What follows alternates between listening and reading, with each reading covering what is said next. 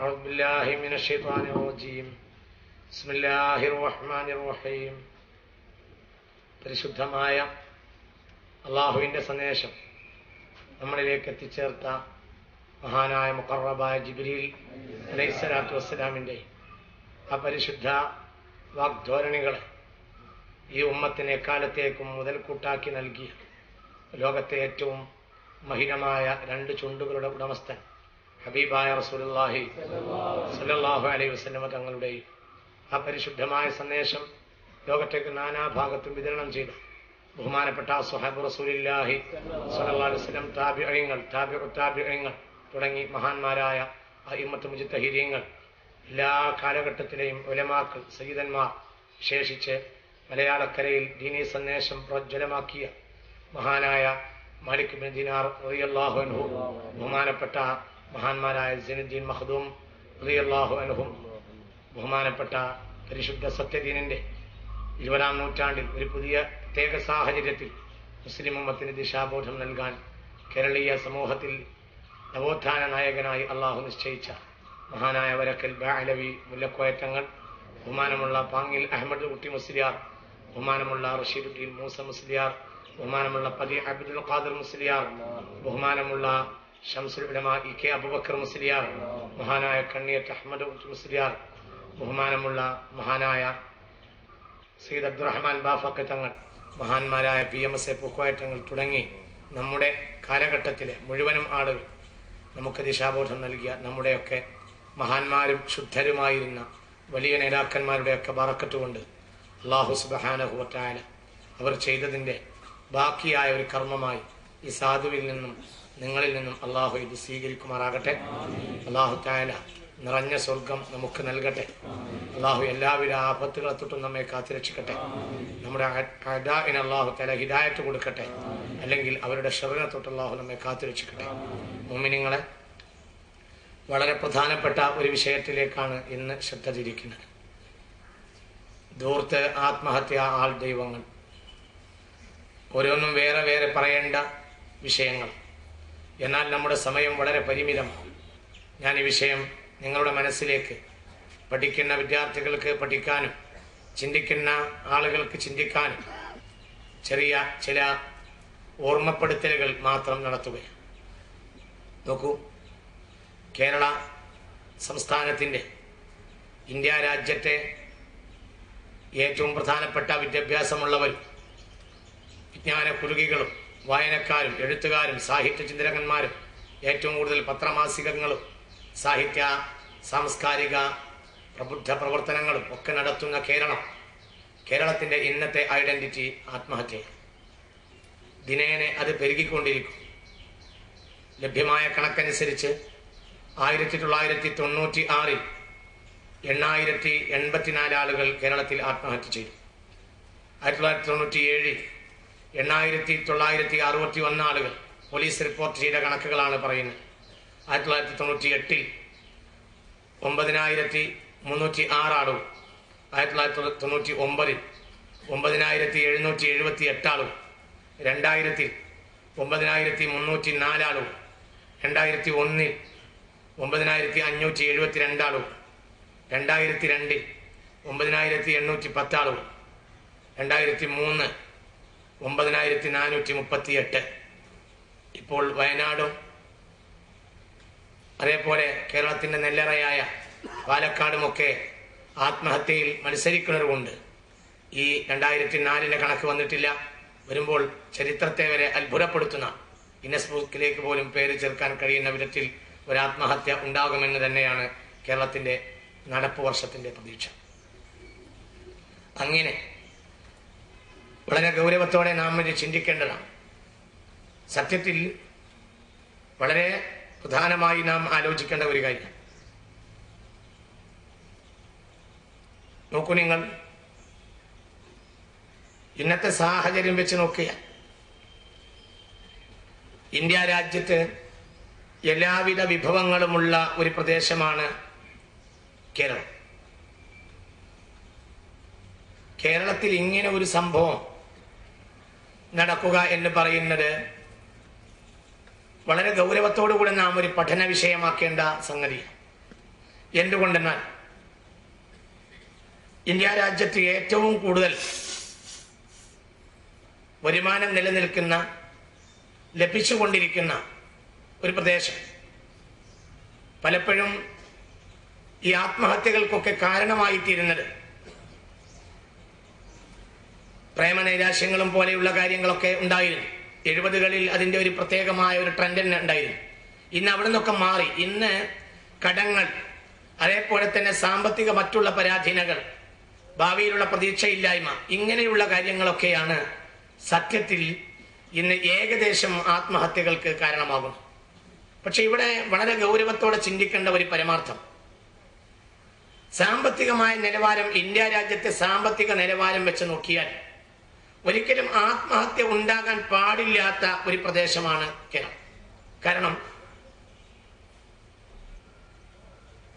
ശരാശരി ഒരു കേരളീയന്റെ ഒരു ദിവസത്തെ വരുമാനം 70 രൂപയായി കണക്കാക്കപ്പെട്ടിട്ടുണ്ട്. ഒരാളുടെ ശരാശരി ഒരു കേരളീയന്റെ ഒരു ദിവസത്തെ വരുമാനം 70 രൂപയാണ് എന്ന കണക്ക്. മര്യാദക്ക് അവൻ ചെലവഴിച്ചാലും, ശരാശരിയാ പറയുന്നത്, മര്യാദക്ക് അവൻ ചെലവഴിച്ചാലും ബാക്കി വരാവുന്ന ഒരു സംഖ്യയാണ്. സർക്കാർ ബാങ്കുകളിൽ വഴി മാത്രമായി 21,700 കോടി രൂപ, 21,700 കോടി രൂപ കഴിഞ്ഞ വർഷം വിദേശ മലയാളികൾ കഴിഞ്ഞ വർഷം മാത്രം കേരളത്തിലേക്ക് അയച്ചിട്ടുണ്ട്. സർക്കാരിന്റെ കണക്കാ പറയുന്നത്, ബാങ്കുകളുടെ കണക്കാ പറയുന്നത്, കുഴലിന്റെ താഴെ ഭാഗത്ത് വരുന്ന കാര്യമല്ല. സർക്കാർക്ക് അറിയുന്ന കണക്കനുസരിച്ച് 21,700 കോടി രൂപ കേരളത്തിൽ നിന്ന് പോയ വിദേശ മലയാളികൾ കേരളത്തിലേക്ക് അയച്ചിട്ടുണ്ട്. അപ്പൊ എല്ലാ നിലക്കും സാമ്പത്തികമായ ചുറ്റുപാടുകളും സാധ്യതകളും ഒക്കെ നിലനിൽക്കുന്ന, എല്ലാ നിലക്കും പര്യാപ്തത എന്ന് പറയാവുന്ന ഒരു പ്രദേശമാണ് കേരളം. പിന്നെ എന്തുകൊണ്ട് ഇത് സംഭവിക്കുന്നു എന്നത് വരുമാനത്തിന്റെ ലഭ്യതയല്ല. എന്നാലാകട്ടെ ആത്മഹത്യ വളരെ ശക്തമായി വളർന്നു വരികയും ചെയ്യുന്നുണ്ട്. അപ്പൊ ഇതിനിടയിൽ ഒരു പഠനം നടത്തൽ അനിവാര്യമായതുകൊണ്ടാണ് ആത്മഹത്യയെയും ധൂർത്തിനെയും ഒന്നു ചേർന്ന് പറയാൻ തയ്യാറായിട്ടുള്ളത്. ഇത് വളരെ ഗൗരവത്തോടെ നമ്മൾ ആലോചിക്കേണ്ട ഒരു പരമാർത്ഥമാണ്. ഇത് പറയുമ്പോൾ ഈ വിഷയവുമായി ബന്ധപ്പെട്ട ഏറ്റവും പ്രധാനപ്പെട്ട വിഭാഗം മുസ്ലിമീങ്ങളാണ്. ധൂർത്തുമായി ചേർത്ത് വായിക്കേണ്ടതാണ്. ഇന്ന് ഈ പ്രവണത, ധൂർത്തിനെ സംബന്ധിച്ചുണ്ടാകുന്ന ആത്മഹത്യ പോലെയുള്ള പ്രവണത മുസ്ലിം സമുദായത്തിലും ഒരു കാലഘട്ടത്തിൽ ഇല്ലായിരുന്നില്ല. കേൾവി പോലും ഇല്ലായിരുന്ന ആത്മഹത്യ ഇന്ന് മുസ്ലിമീങ്ങളിൽ പോലും വളർന്നുകൊണ്ടിരിക്കുന്നു എന്നത് ഖേദകരമാണ്. അത് വളരെ ഗൗരവത്തോടെ നാം ചിന്തിക്കേണ്ട ഒരു പരമാർത്ഥമാണ്. നിങ്ങൾ ആലോചിച്ചു നോക്കുക, അടിസ്ഥാനപരമായി ആത്മഹത്യയിലേക്ക് നയിക്കുന്ന കാരണങ്ങൾ ധൂർത്താണ് എന്ന് നമുക്ക് മനസ്സിലാക്കാൻ കഴിയും. കാരണം ലഭ്യമായ ഇങ്ങനെയുള്ള സൗകര്യങ്ങളൊക്കെ വെച്ച് നോക്കുമ്പോൾ ഒരിക്കലും ആത്മഹത്യയുള്ള ഒരു ചാൻസ് നമ്മുടെ രാജ്യത്ത് നിലനിൽക്കുന്നില്ല. ധൂർത്തിന്റെ ചില സാഹചര്യം, ആത്മഹത്യയുടെ ചില സാഹചര്യങ്ങൾ ഞാൻ പറയാം. ഈ അടുത്ത ദിവസങ്ങൾക്ക് മുമ്പ് രജനി എന്ന ഒരു പെൺകുട്ടി കേരളത്തിൽ ആത്മഹത്യ ചെയ്യേണ്ട ഒരു സാഹചര്യമോ, അതിന് പറഞ്ഞ മാനദണ്ഡം ബാങ്കുകളിൽ നിന്ന് ബാങ്കുകളിലേക്ക് വായ്പ, പല ബാങ്കുകളിൽ കയറി ഇറങ്ങി വായ്പയ്ക്ക് വേണ്ടി, പഠന വായ്പയ്ക്ക് വേണ്ടി അപേക്ഷിച്ചു എന്നിട്ട് വായ്പ ലഭിച്ചില്ല. അതിന്റെ നൈരാശ്യം കൊണ്ട് പഠനം മുന്നോട്ട് പോകാൻ കഴിയാത്തത് കൊണ്ട് ആത്മഹത്യ ചെയ്തു എന്ന്. ബാങ്കിംഗ് നിലവാരം അനുസരിച്ച് ഇന്ത്യ രാജ്യത്ത് പഠനം നടത്തുന്ന ആളുകൾക്ക് 7.5 ലക്ഷം രൂപയും ഇന്ത്യ രാജ്യത്തിന് പുറത്തു പോയി പഠനം നടത്തുന്ന ആളുകൾക്ക് 15 ലക്ഷം രൂപയും വരെ നൽകാം എന്നാണ് ഇന്നത്തെ ബാങ്കിംഗ് സമ്പ്രദായത്തിന്റെ നിലപാട്. എന്നാൽ നമ്മൾ ആലോചിക്കുക, ഇത് 8 വർഷങ്ങൾ കൊണ്ട് 7.5%, 7.5 ലക്ഷം അല്ലെങ്കിൽ 15 ലക്ഷം, അതിന്റെ ഇരട്ടി ഏകദേശം 8 വർഷങ്ങൾ കൊണ്ട് തിരിച്ചടക്കുക എന്നതാണ് ഇന്നത്തെ ബാങ്കിംഗ് നിലവാരം. നമുക്കറിയാം, ഈ 7.5 ലക്ഷം വളർന്നു വന്ന് അതിൽ 15ഓ 25ഓ ആയാൽ 8 വർഷം കൊണ്ട് തിരിച്ചടക്കാവുന്ന ഒരു മാന്യമായ ഒരു തൊഴിലും ഇന്ന് ലോകത്ത് നിലനിൽക്കുന്നില്ല എന്നത് പരമാർത്ഥമാണ്. അപ്പോൾ ഒരു ബേസും ഇല്ലാത്ത ആളുകൾ ബാങ്കിനെ ആശ്രയിക്കുകയും പഠനത്തിന്റെ പേരിൽ വലിയ ബാധ്യതകൾ ഏൽക്കാൻ തയ്യാറാവുകയും ചെയ്യും. ആത്മഹത്യയുടെ ഒരു കാരണം അതാണ്. നിങ്ങൾ ആലോചിച്ച് നോക്കുക, ഈ പരിസരത്തൊക്കെ നമ്മളൊന്ന് പോയാൽ ഏത് ഗ്രാമത്തിലാണെങ്കിലും വീട്ടിലൊരു കാറില്ലാത്ത വീടേ ഉണ്ടാവില്ല. എന്നാൽ ആ മുസ്ലിം സമുദായം പോലും വളരെ ഗൗരവത്തോടെ ചിന്തിക്കണം. ഇതിൽ ഏറ്റവും കൂടുതൽ മുന്നിട്ട് നിൽക്കുന്നത് മുസ്ലിം സമുദായം. ഈ കാറുകളാകട്ടെ പലരും അടവിന് വാങ്ങിയതാണ്. കഴിഞ്ഞ പ്രാവശ്യം ഇവിടെ ഇതിനെക്കുറിച്ച് സംസാരിച്ചപ്പോ, പലിശയെക്കുറിച്ച് സംസാരിച്ചപ്പോ ചില ആളുകൾ ചോദിച്ചു അടവിന് വാങ്ങിയ കാറിനെ കുറിച്ച്. അതിൽ യാത്ര ചെയ്യുന്നതോ ഹറാമാണ്. എന്തുകൊണ്ടെന്നാൽ അള്ളാഹു നിഷിദ്ധമാക്കിയ ധനം കൊണ്ടാണ് അത് വാങ്ങിയിട്ടുള്ളത്. എന്നാൽ ഈ അടവന് തീർക്കാൻ കഴിയുമോ? ബാധ്യതയുടെ മേൽ ബാധ്യതയാക്കി മുസ്ലിം സമുദായം, സമൂഹം മുഴുവൻ മൊത്തത്തിൽ നശിക്കുന്ന ഒരു പ്രവണത കാണും. രണ്ടാമത്തത്, ഇന്ന് വീട്ടിന്റെ അനിവാര്യതയായി TV, ഫ്രിഡ്ജ്. ഈ അടുത്ത ചില മാസങ്ങൾക്ക് മുമ്പ് കേരളത്തിൽ ഒരു വീട്ടമ്മ ആത്മഹത്യ ചെയ്തു. അതിന് പറഞ്ഞ കാരണം, ഗ്രാമീണ ബാങ്കിൽ നിന്ന് ഗൃഹോപകരണങ്ങൾ വാങ്ങാൻ വേണ്ടി 20,000 രൂപ വാങ്ങിയിരുന്നു അത്ര. ചില അത്യാവശ്യ സാധനങ്ങൾ, TV പോലത്തെ ചില അത്യാവശ്യ സാധനങ്ങൾ വാങ്ങാൻ വേണ്ടിയിട്ട് 20,000 രൂപ ഗ്രാമീണ ബാങ്കിൽ നിന്ന് വാങ്ങിയിരുന്നു. അത് വർഷങ്ങളായി വളർന്ന് തിരിച്ചടക്കാൻ കഴിയാത്തത് കൊണ്ട് ഈ സ്ത്രീ ആത്മഹത്യ ചെയ്തു എന്നാണ് റിപ്പോർട്ട്. വളരെ ഗൗരവത്തോടെ ചിന്തിക്കേണ്ട ഒരു പരമാർത്ഥമാണിത്. അള്ളാഹു നമ്മെ കാത്തുരക്ഷിക്കുമാറാകട്ടെ. ദൂരത്തിന് ഈ ആത്മഹത്യക്ക് അടിസ്ഥാനപരമായ ഒരു കാര്യം വളരെ ഗൗരവത്തോടെ നാം ചിന്തിക്കണം. നമ്മുടെ ഇന്നത്തെ നിലവാരങ്ങൾ അള്ളാഹുവിന്റെ സത്യദിനന് വിരുദ്ധമാക്കി മുസ്ലിം സമുദായം എന്ന നിലക്ക് പൊതുവായി സമൂഹം ചിന്തിക്കേണ്ട നിലവാരത്തിലും വിശേഷിച്ച് മുസ്ലിമീങ്ങൾ ചിന്തിക്കേണ്ട ഒരു നിലവാരത്തിലുമാണ് ഞാൻ ഈ കാര്യം നിങ്ങളോട് സംസാരിക്കുന്നത്. ഒരു 30 കൊല്ലം മുമ്പ് നമ്മുടെ വീടുകളിൽ മൊത്തം ആളുകൾക്കുണ്ടായിരുന്ന വസ്ത്രങ്ങളാണ് ഇന്ന് നമ്മൾ ഒരാൾക്കുള്ളത്. ഇത് വളരെ നമ്മൾ ചിന്തിക്കണം. ഒരു 30 വർഷങ്ങൾക്ക് മുമ്പ് നമ്മുടെ വീട്ടിൽ മൊത്തം ഉണ്ടായിരുന്ന വസ്ത്രങ്ങൾ ഇന്ന് നമ്മൾക്ക് ഒരാൾക്കുണ്ട്. വളരെ ചിന്തിക്കും നിങ്ങൾ ഓരോരുത്തരും. നമ്മൾ അറിയേണ്ട ഒരു പരമാർത്ഥമാണ്, ഒരു സത്യമാണ്, ഒരു യാഥാർത്ഥ്യം. ഒരു 20-25 വർഷങ്ങൾക്ക് മുമ്പ് ഒരു കോളനിയിൽ നിവസിക്കുന്ന ഏകദേശം 10-15 വീട്ടുകാർക്ക് ഒരു ദിവസം കഴിക്കാൻ ആവശ്യമായ ഭക്ഷണ പദാർത്ഥങ്ങൾ, അല്ലെങ്കിൽ ആ ഭക്ഷണ പദാർത്ഥം ഉണ്ടാക്കാൻ അനിവാര്യമായി വരുന്ന ദ്രവ്യം, പണം, ഇന്ന് ഒരു വീട്ടിലെ ഒരു ദിവസത്തെ ഭക്ഷണ പദാർത്ഥങ്ങൾക്ക് ചെലവാകുന്നു എന്ന് നിങ്ങളൊക്കെ ചിന്തിക്കുക. ഒരു 25-30 വർഷങ്ങൾക്ക് മുമ്പ് ഒരു കോളനിയിലെ 10-15 വീട്ടുകാർക്ക് ആവശ്യമായ ഭക്ഷണ പദാർത്ഥങ്ങൾ ഉണ്ടാക്കാൻ ആവശ്യമായിരുന്ന ദ്രവ്യത്തിന്റെ, പണത്തിന്റെ നിലവാരത്തിന് അത്തരം പണം ആവശ്യമാണ് ഇന്നത്തെ നിലവാരത്തിലുള്ള ഒരു വീട്ടിലെ ഭക്ഷണ പദാർത്ഥം ഉണ്ടാക്കുക. വളരെ ഗൗരവത്തോടെ നമ്മൾ ഇവിടെ ഇസ്ലാമിക സമൂഹം ഇവിടെ ഇസ്ലാമിക സമൂഹം ഏത് നിലവാരത്തിൽ നിൽക്കുന്നു? ഇവിടെ പരിശുദ്ധ ഖുർആനും തിരു ഹദീസും വളരെ ചിന്തിക്കണം.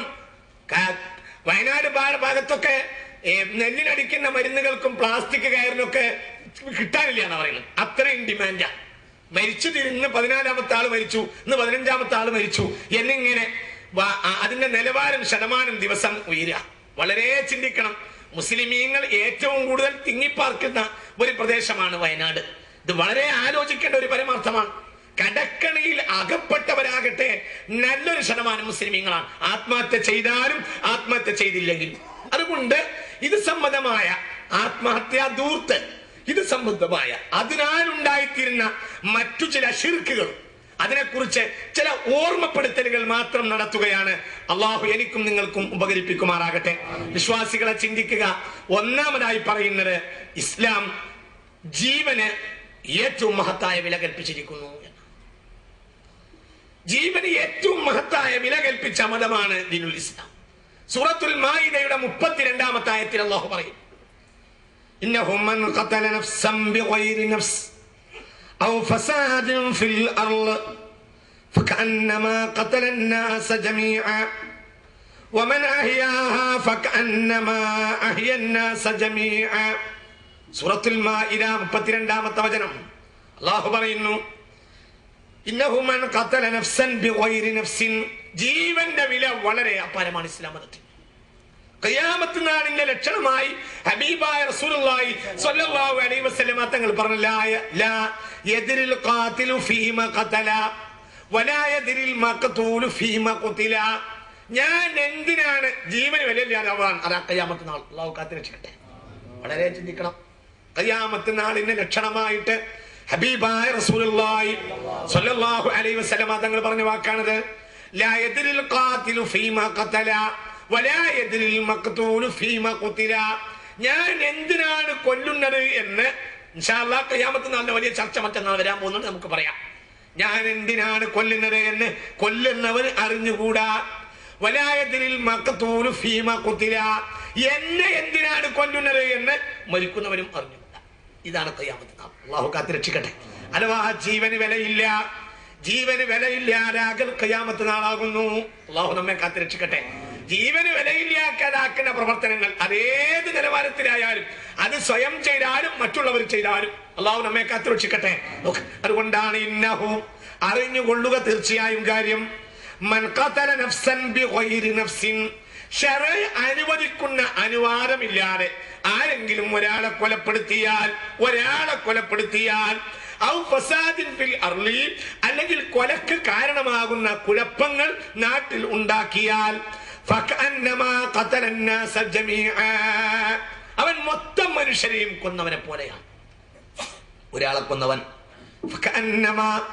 ഫകഅന്നമാ ഖതലന്നാസ ജമീഅ, ഒരു ജീവനെ അപഹരിച്ചവൻ മൊത്തം മനുഷ്യരെ കൊലപ്പെടുത്തിയവരെ പോലെയാണ്. ഫകഅന്നമാ ഖതലന്നാസ ജമീഅ, ഈ ഭൂമിയിലുള്ള മുഴുവനും മനുഷ്യരെ കൊന്നവനെ പോലെയാണ് ഒരു മനുഷ്യനെ കൊലപ്പെടുത്തിയവൻ എന്ന് എന്ന വിശുദ്ധ ഖുർആൻ സൂറത്തുൽ മാഇദയുടെ 32-ാമത്തെ വചനത്തിൽ അല്ലാഹു തആല പറഞ്ഞിരിക്കുന്നു. ഈ ആയത്തിനെ വിശദീകരിച്ചുകൊണ്ട് ഹബീബായ റസൂലുള്ളാഹി പറഞ്ഞു, നോക്കൂ, അള്ളാഹുവിൻ അന്ത്യനാളിൽ വരുമ്പോൾ ലോകത്ത് നടന്ന ഏതൊരു കൊലപാതകത്തിനും കിഫ്ലും മിൻ ദമിഹി, ഏതൊരു മഖ്തൂലിന്റെയും ദമിൽ നിന്ന് അതിന്റെ ഒരൽപഭാഗം ഒന്നാമത്തെ ഖാതിലായ ആദമിന്റെ മകൻ അലൈഹിസ്സലാത്തു വസ്സലാം, ബഹുമാനപ്പെട്ട ആദം നബിയുടെ മകനായ ഖാബീൽ ലഭിക്കും. ലോകത്തുള്ള മൊത്തം കൊലപാതകത്തിന്റെ ഒരു ഉത്തരവാദി ഒന്ന്. എന്തുകൊണ്ട്? കൊല എന്ന ചര്യയെ ഭൂമിയിൽ ആദ്യമായി കൊണ്ടുവന്നത് കാബീലാണ്. അതുകൊണ്ട് ഒരാളും കൊലപ്പെടുത്തപ്പെടുന്നില്ല.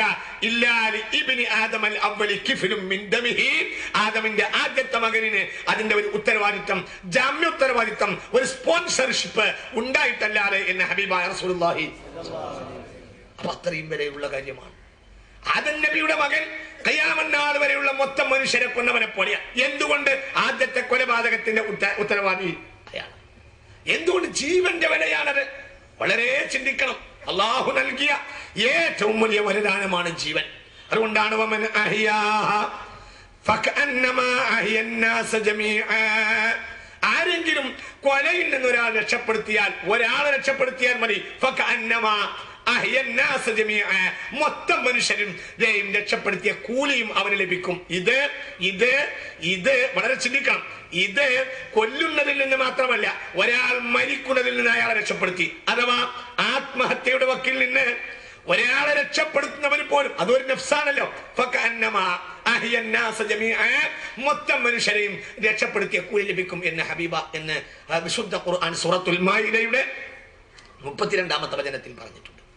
ഇത് വളരെ ചിന്തിക്കേണ്ട ഒരു പരമാർത്ഥമാണ്. ഇത് പറയുമ്പോൾ ഞാൻ ആ വിഷയത്തിലേക്ക് കയറുന്നതിന് മുമ്പ് പറയേണ്ട ഒരു അത്യാവശ്യം, ഇന്ന് മുസ്ലിം ഉമ്മത്തിന് ഈ ആത്മഹത്യയെ തടയേണ്ട ഏറ്റവും വലിയ ഉത്തരവാദിത്വം ഈ ആയത്തിന്റെ അവസാന ഭാഗത്ത് പറയുന്നുണ്ട്. മൻ വമൻ അഹ്യാഹ ഫകഅന്നമാ അഹ്യന്നാസ ജമീഅ. രണ്ട് നിലക്ക് മുസ്ലിം ഉമ്മത്ത് ഇവിടെ ഉത്തരവാദിത്വം ഏറ്റെടുക്കണം. ഒന്ന്, ആത്മഹത്യയിലേക്ക് ചേർക്കുന്ന പ്രവണതയാകുന്ന ധൂർത്ത്, അതാണ് അതിന് വഴി. അതിനെക്കുറിച്ച് ബോധവൽക്കരണം നടത്തണം. അവിചാരിതമായി ആരെങ്കിലും കടത്തിൽ കുടുങ്ങി ആത്മഹത്യ ചെയ്യുന്നതിന് മുമ്പ് എല്ലാവരും ഒന്നു ചേർന്ന് അവരെ രക്ഷപ്പെടുത്താനുള്ള മാധ്യമങ്ങൾ ഉണ്ടാക്കണം. പലിശ, നേരത്തെ ഞാൻ പറഞ്ഞു, പലിശ പലപ്പോഴും ആത്മഹത്യക്കുള്ള പ്രേരണയാണ്. പലിശയുടെ അവസാനം മരണം തന്നെയാണ്. അള്ളാഹു നമ്മളെ കാത്തുരക്ഷിക്കട്ടെ. എന്തുകൊണ്ട്? ഈ ആയത്തിന്റെ അവസാന ഭാഗത്ത് പറയുന്നു, ഒരാളെ രക്ഷപ്പെടുത്താൻ കഴിഞ്ഞാൽ ഫകഅന്നമാ അഹ്യന്നാസ ജമീഅ. ബലദിന്റെ അവസാന ഭാഗത്ത് ഇങ്ങനെ ഒരു ആയത്തുണ്ട്, ഫലഖതഹമൽ അഖബ വമാ അദ്റാക മൽ അഖബ ഔ ഇത്ആമുൻ ഫീ യൗമിൻ ദീ മസ്ഗബ യതീമൻ ദാ മഖറബ ഔ മിസ്കീനൻ ദാ മത്റബ ثم كان من الذين آمنوا വതവാസൗ ബിസ്സബ്രി വതവാസൗ ബിൽ മർഹമ ഉലൈക അസ്ഹാബുൽ മൈമന. അല്ലാഹു പറയുന്നു ഫലഖ്തഹമൽ അഖബ, അഖബയെ ഒന്ന് ഞെരുങ്ങിക്കിടക്കാനെങ്കിലും ശ്രമിച്ചുകൂടെ നിങ്ങൾക്ക്? അഖബ എന്നാൽ ഒരഭിപ്രായ പ്രകാരം ജബലുൻ ഫീ ജഹന്നം, ജഹന്നമിന്റെ മേൽപ്പാലം, ജഹന്നമിന്റെ ഒരു മല. ഒരഭിപ്രായ പ്രകാരം ജിസ്റുൻ യുളറബു അലാ ജഹന്നം, സിറാത്ത് പാലം എന്നും അഭിപ്രായമുണ്ട്. സിറാത്ത് പാലത്തിൽ നിന്ന് കിടക്കാൻ നിങ്ങൾക്കൊന്ന് ശ്രമിച്ചുകൂടെ എന്ന് ഖുർആൻ ചോദിക്കുന്നു. ഞെരുങ്ങിയിട്ടെങ്കിലും, ഇഖ്തിഹാം എന്ന് പറഞ്ഞാല് പെട്ടെന്ന് കിടക്കലല്ല, ഒന്ന് കഷ്ടപ്പെട്ടിട്ടെങ്കിലും നിങ്ങൾ ആ സിറാത്ത് പാലം കിടക്കാൻ നോക്കണം. സിറാത്ത് പാലം കിടക്കാനുള്ള മാർഗമായിട്ട് നിസ്കാരത്തെ കൂട്ടാനല്ല അള്ളാഹു ആദ്യം പറഞ്ഞത്, ഒക്കെ പെടും. പക്ഷേ നിസ്കാരത്തെ കൂട്ടാനല്ല പറഞ്ഞത്. ഫക്കു റഖബത്തിൻ, ഒരാളുടെ കുടുങ്ങിപ്പോയ പെരടിയെ മോചിപ്പിക്കുക. ഒന്ന് നോക്ക്, അടിമാ വിമോചനം എന്ന് ഈ ആയത്തിനൊരു അർത്ഥം പറയാറുണ്ട്. അത് ഒരു നിലക്ക് ശരിയാണ്. പക്ഷേ അങ്ങനെ അർത്ഥം പരിമിതപ്പെടുത്തുന്നത് ഭീമമായ അബദ്ധമാണ് എന്ന് പണ്ഡിത വിദ്യാർത്ഥികളോട് സാന്ദർഭികമായി വിനയത്തോടെ അപേക്ഷിക്കാൻ ഞാൻ ആഗ്രഹിക്കുകയാണ്. എന്തുകൊണ്ട് അങ്ങനെ ചില അർത്ഥം പറയാറുണ്ട്. ഫക്കു റഖബ എന്ന വാക്കിന് അടിമാവിമോചനം എന്ന് അങ്ങനെ പറയാം, പക്ഷെ അതിൽ പരിമിതപ്പെടുത്തരുത്. എന്തുകൊണ്ട്? ഫക്കു റഖബ എന്ന വാക്കിന് അടിമാവിമോചനം എന്ന അർത്ഥം വെക്കുകയാണെങ്കിൽ ഫലത്തിൽ ഈ ആയത്ത് ഇന്ന് എക്സ്പയർ ആയിട്ടുണ്ട് എന്ന് പറയേണ്ടി വരും. കാരണം ഇന്ന് അടിമകൾ ഇല്ല. വളരെ ചിന്തിക്കണം, വളരെ ആലോചിക്കേണ്ട ഒരു പരമാർത്ഥമാണ് ഈ പറയുന്നത്. ഫക്കു റഖബ എന്നാൽ ഫക്കു അബ്ദിൻ എന്നല്ലോ പറഞ്ഞത്, ഫക്കു റഖബാണ്. റഖബ എന്നാൽ അർത്ഥം പെരടി. ഒരാളുടെ കുടുങ്ങിപ്പോയ പെരടി, കടങ്ങളിൽ കുടുങ്ങിപ്പോയി ആത്മഹത്യക്ക് വേണ്ടി തൂങ്ങാൻ തയ്യാറാകുന്ന ഒരാളുടെ പെരടിയെ രക്ഷപ്പെടുത്തുക, ഇതാണ് ഫക്കു റഖബ. ഫക്കു റഖബ സിറാത്ത് പാലം കിടക്കാനുള്ള ഒന്നാമത്തെ മാർഗമായി പറഞ്ഞു ഫക്കു റഖബ. അതുതന്നെയാണ് മാഇദയിലും പറയുന്നത്, വമൻ അഹ്യാഹാ ഫകഅന്നമാ അഹ്യന്നാസ ജമീആ. ഒരാളെ രക്ഷപ്പെടുത്താൻ കഴിഞ്ഞാൽ അത് മുഴുവൻ മനുഷ്യരെ രക്ഷപ്പെടുത്തിയത് പോലെയാണ് വിശുദ്ധ ഖുർആൻ പറയുന്നത്. അള്ളാഹു കാര്യത്തെ അതിന്റെ വഴിക്ക് മനസ്സിലാക്കാൻ നമുക്ക് തൗഫീഖ് ചെയ്യട്ടെ. വളരെ ചിന്തിക്കണം. ജീവൻ അത്രയും വലിയ വിലയുണ്ട്. സൂറത്തുൽ അൻആമിന്റെ 151-ാമത്തെ വചനം ജീവന്റെ വില പറയുന്നു. ولا تقتلوا النفس التي حرم الله إلا بالحق ذلكم وصاكم به لعلكم تعقلون. കൊല്ലരുത്, ജീവനെ കളയരുത് എന്ന് അല്ലാഹു ഓർമ്മപ്പെടുത്തുന്നു. ഇത് എനിക്ക് നിങ്ങളോട് പറഞ്ഞ വസിയ്യത്താണ് എന്ന് അല്ലാഹു പറയുന്നു. ഓക്കേ, വളരെ ചിന്തിക്കേണ്ട ഒരു വാക്കാണ് പറഞ്ഞത്. ولا تقتلوا النفس التي حرم الله إلا بالحق. അനുവാദമില്ലാതെ, ശർഈയായ അനുവാദമില്ലാതെ ഒരിക്കലും ഒരു ആത്മാവിനെ കൊലപ്പെടുത്താൻ പാടില്ല. താൻ തന്നെയും കൊലപ്പെടുത്താൻ പാടില്ല, മറ്റൊരാളെയും കൊലപ്പെടുത്താൻ പാടില്ല. ذلكم وصاكم به لعلكم تعقلون. ذلكم وصاكم به, ഇത് നിങ്ങളോട് അല്ലാഹു പറയാനുള്ള വസിയ്യത്താണ്. വളരെ ചിന്തിക്കണം. അല്ലാഹുവിന്റെ വസിയ്യത്ത്, വസിയ്യത്ത് കേട്ടാൽ അത് പ്രാവർത്തികമാക്കുക കേട്ടവരുടെ ബാധ്യതയാണ്, ഏറ്റവും വലിയ ബാധ്യതയാണ്. ഇപ്പൊ വാപ്പ മരിക്കാൻ കിടക്കുന്ന നേരത്തെ ഒരു മകളുണ്ട്, ഒരു പെങ്ങളുണ്ട്, അവളെ ഈ കുഴക്കരുതിട്ടോ എന്ന് പറഞ്ഞാൽ മറ്റെന്തുണ്ടെങ്കിലും അവൻ ഇത് ചെയ്യാൻ പാടില്ല. കാരണം വാപ്പാന്റെ വസിയ്യത്താണ്. വസിയ്യത്തിന് കൽപ്പനകളുടെയും ആഹ്വാനങ്ങളുടെയും കൂട്ടത്തിൽ ഏറ്റവും പരമപ്രധാനമായ ആഹ്വാനമാണ് വസിയ്യത്ത്. എന്തുകൊണ്ട് വസിയ്യത്ത് പരമപ്രധാനമാണ്? അതുകൊണ്ട് തന്നെ അല്ലാഹു പറഞ്ഞു, ولا تقتلوا النفس التي حرم الله إلا بالحق ذلكم وصاكم به لعلكم تعقلون. നിങ്ങളൊന്ന് ബുദ്ധിയുള്ളവരായിരുന്നെങ്കിൽ എത്ര നന്നായിരുന്നു എന്ന് അല്ലാഹു പറയുന്നുണ്ട്. നിങ്ങളൊന്ന് ബുദ്ധിയോടുകൂടെ ചിന്തിച്ചിരുന്നുവെങ്കിൽ ഇത് എനിക്ക് നിങ്ങളോട് പറയാനുള്ള വസിയ്യത്താണ്. ذلكم وصاكم به. വളരെ ചിന്തിക്കണം, വളരെ ആലോചിക്കണം. ജീവനാണ്, ജീവന്റെ വിലയാണ് ഈ ലോകത്ത് ഏറ്റവും മുന്നിട്ട് നിൽക്കുന്നത്. കാരണം ഇത് തമാശയല്ല.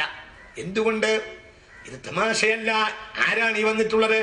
ഇത് ഒരു പിടി മണ്ണെടുത്താൽ അതിൽ ലക്ഷക്കണക്കിന് ബാക്ടീരിയകൾ ഉണ്ടാവും. എന്നാൽ അത്രയൊന്നും മനുഷ്യന്മാരില്ല. കാരണം മനുഷ്യന്മാര് നേതാക്കന്മാർ തോന്നുണ്ടാവില്ല, അനുയായികളാ കൂടുതലുണ്ടാവും. ഈ ലോകത്തെ മൊത്തം ജീവജാലങ്ങളുടെ നേതാക്കളാണ്.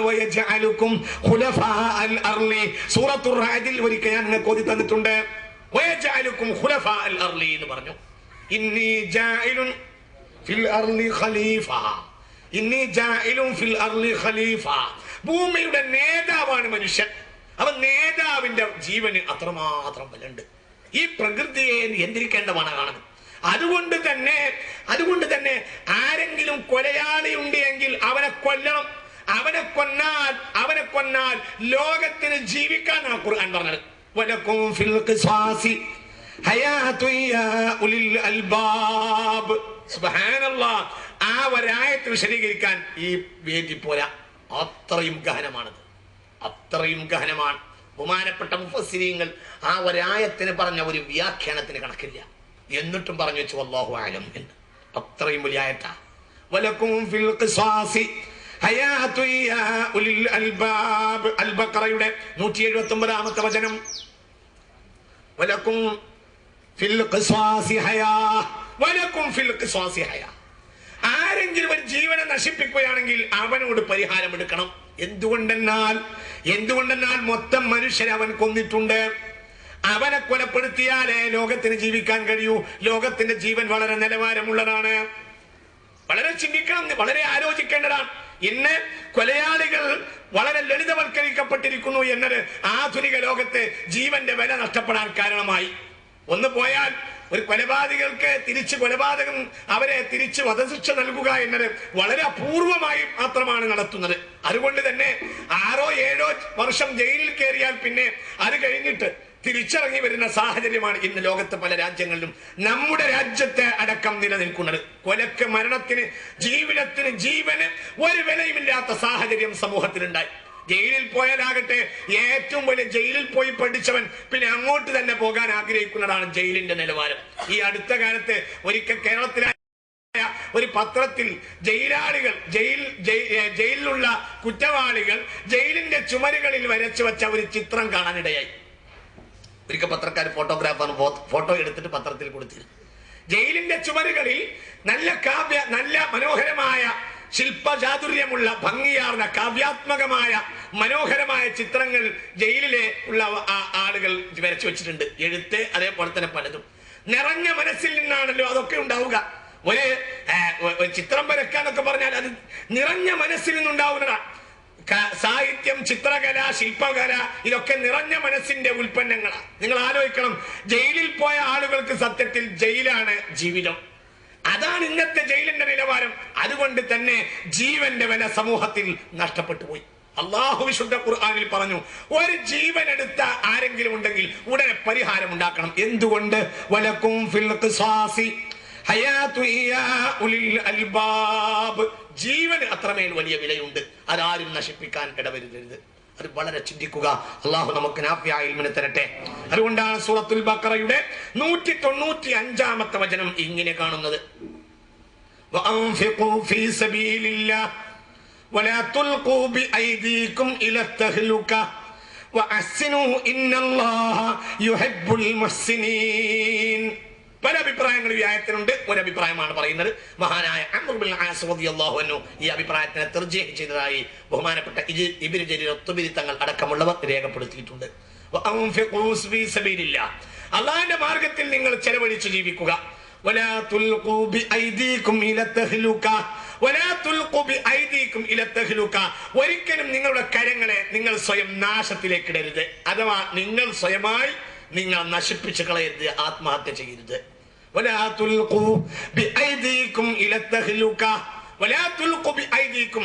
നിങ്ങൾ നിങ്ങളുടെ കരങ്ങളെ തന്നെ, കരങ്ങൾ എന്ന് പറയുന്നത് സത്യത്തിൽ ശക്തിയുടെ, ജീവന്റെ, ഓജസ്സിന്റെ ഏറ്റവും വലിയ പ്രതീകമാണല്ലോ എന്റെ കൈ. നമുക്കറിയാമല്ലോ, പല രാഷ്ട്രീയ സംഘടനകളുടെയും പല യുവജന പ്രസ്ഥാനങ്ങളുടെയും ട്രേഡ് മാർക്ക് തന്നെ ചുരുട്ടിപ്പിടിച്ച കൈകളാണ്. എന്താണത്? ശക്തിയുടെ പ്രതീകമാണത്. അപ്പൊ അതുകൊണ്ടാണ് ഐദി എന്ന് പറഞ്ഞത്. നോക്കൂ നിങ്ങൾ, ഇതാണ് ശക്തിയുടെ പ്രതീകമാണ് കൈ. വിശുദ്ധ ഖുർആനിൽ പല സ്ഥലത്തും മുഖം എന്ന് പറഞ്ഞിട്ടുണ്ട്. മൊത്തം ബോഡിയുടെ പ്രതീകമാണ് മുഖം. പവിത്രതയുടെ പ്രതീകമാണ് മുഖം, ശക്തിയുടെ പ്രതീകമാണ് കൈ. ഖിയാമത്ത് നാളിൽ അല്ലാഹു തആല പ്രത്യക്ഷമായ അർത്ഥം പറയല്ല, പ്രത്യക്ഷ അർത്ഥം. ഖിയാമത്ത് നാളിൽ അല്ലാഹു അവന്റെ വലത്തെ കൈ കൊണ്ട് ആകാശത്തെ ചുരുട്ടി കൊണ്ടുപോകും എന്നുണ്ട്. അല്ലാഹുക്ക് വലത്തെ കൈയില്ല, ഇടത്തെ കൈയില്ല. എന്നാൽ വലത്തെ കൈ ശക്തിയുടെ പ്രതീകമാണ്. അവന്റെ ഖുദ്റത്ത് കൊണ്ട്, ഖുവ്വത്ത് കൊണ്ട്. കൈകളുടെ കൂട്ടത്തിൽ ഏറ്റവും പ്രധാനപ്പെട്ട കൈയാണ് ഏത്? വലത്തെ കൈ അന്നേരക്കാണ് അങ്ങനെ പറഞ്ഞത്, അന്നേരക്കാണ് അങ്ങനെ പറഞ്ഞത്. അപ്പൊ നോക്കൂ നിങ്ങൾ, നിങ്ങൾ നിങ്ങളുടെ കരങ്ങളെ നിങ്ങളായിട്ട് നാശത്തിലേക്ക് വലിച്ചെറിയരുത്. സൂറത്തുൽ ബഖറ 195 വചനം. സൂറത്തുൽ നിസാഇന്റെ 29 വചനത്തിൽ ഇങ്ങനെയും കാണാം, യാ അയ്യുഹല്ലദീന ആമനു ലാ തഅകുലൂ അംവാലകും ബൈനകും ബിൽ ബാത്തിൽ ഇല്ലാ അൻ തകൂന തിജാറതൻ അൻ തറാദിൻ മിൻകും വലാ തഖ്തുലൂ അൻഫുസകും ഇന്നല്ലാഹ കാന ബികും റഹീമാ. അല്ലാഹു പറയുന്നു, യാ അയ്യുഹല്ലദീന ആമനു, സത്യവിശ്വാസികളെ, ലാ തഅകുലൂ അംവാലകും ബിൽ ബാത്തിൽ. കഴിഞ്ഞ ദിവസം ചർച്ച ചെയ്തു, നിങ്ങൾ അർഹതയില്ലാത്ത ധനം പരസ്പരം കഴിക്കരുത്. പിന്നെയോ അതുപോലെ പ്രധാനമാണ്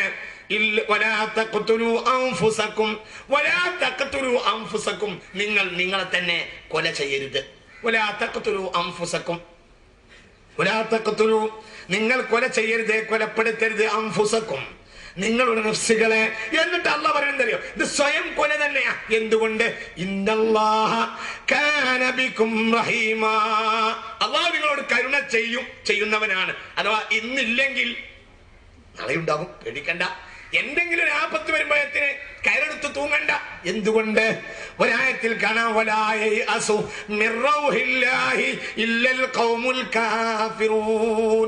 അല്ലാഹു തആലയുടെ റഹ്മത്ത് ഇനി വരൂല എന്ന് വിചാരിക്കുക കാഫിർ മാത്രമാണ്. അഥവാ ആത്മഹത്യ ഒരു പക്ഷേ കുഫറിലേക്ക് പോലും നയിക്കാം. അല്ലാഹു നമ്മെ കാത്തിരക്ഷിക്കട്ടെ. മനസ്സിലായില്ല ആ ആയത്തിനർത്ഥം?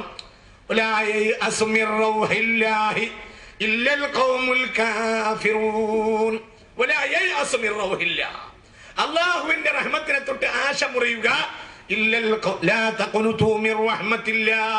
അല്ലാഹുവിന്റെ റഹ്മത്തിനെ തൊട്ട് നിങ്ങൾ ആശ മുറിയരുത് എന്ന് പറഞ്ഞിട്ട് അവിടെ പറയുന്നുണ്ട്,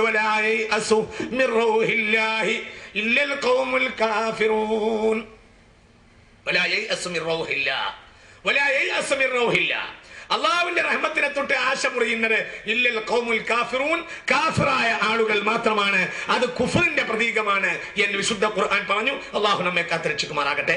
വിശ്വാസികൾ വളരെ വ്യക്തമായി വളരെ കൂടുതൽ ആലോചിക്കണം. അതുകൊണ്ടാണ് ഇന്നല്ലാഹ കാന ബികും റഹീമാ.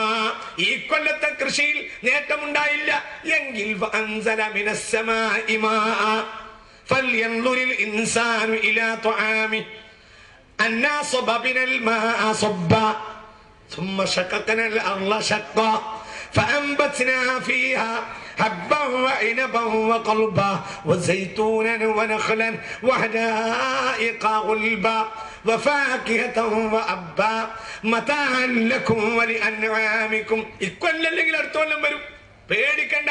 കഴിഞ്ഞ 2 കൊല്ലം മഴയില്ലാതെ കുടുങ്ങി, ഇക്കൊല്ലം ഇഷ്ടം പോലെയാ മഴ. എന്തുകൊണ്ട്? ഇന്നല്ലാഹ കാന ബികും റഹീമാ.